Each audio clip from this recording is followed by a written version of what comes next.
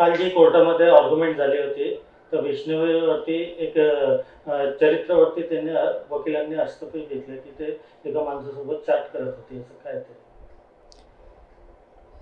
एकतर माझी सगळ्यांनाच विनंती आहे की एक तर वैष्णवीला दुर्दैवी किंवा क्रूर रीतीने तिची हत्या करण्यात आलेली आहे हे आपल्याला प्रथमदर्शनी दिसतंय, कारण तिच्या अंगावरती जवळजवळ 29 खुणा आहेत, जखमा आहेत.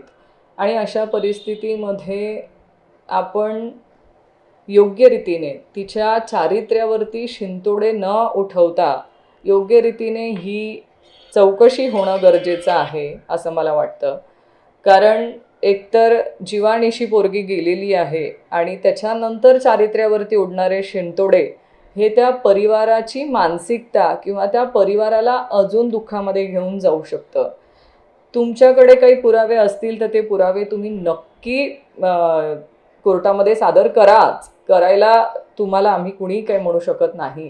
पण हे सगळं करत असताना ज्या गलिच्छ प्रकारे वैष्णवीच्या बाबतीमध्ये बोललं जातं आहे आणि जे चर्चा केल्या जात आहेत, मला शेवटी एवढंच म्हणणं असतं की जेव्हा सगळे आयुध संपतात तेव्हा महिलेच्या चारित्र्यावरती बोलायला सुरुवात होते आणि तो शेवटचा पर्याय हा समोरच्या कुठल्याही व्यक्तीकडे राहतो आणि तो आयुध काढण्याचा प्रकार तर वैष्णवीच्या केसमध्ये होत नाही आहे ना, एवढी आम्हाला शंका आहे. कारण आम्ही राजकारणामध्ये काम करत असताना आम्ही हे अनेकदा बघितलं आहे की शेवटचा आयुध हा महिलेच्या बाबतीतला कुठला असेल तर तिच्या चारित्र्यावरती शंका घेणं, आणि त्याचवरती आम्हाला असं वाटतं सगळ्या महाराष्ट्रामध्ये मधून हे चीड अशी निर्माण झालेली आहे. एकतर निलेश चव्हाण नामक व्यक्तीला पहिले अटक होणं गरजेचं आहे.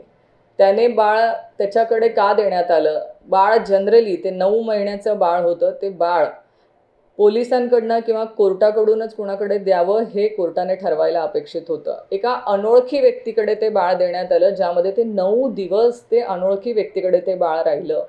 त्याच्या स्वतःच्या सुरक्षिततेबाबतीतचा प्रश्न असताना हे म्हणणं की निलेश चव्हाण यांनी मदतच केलेली आहे हे मला कुठेतरी खटकतं आहे.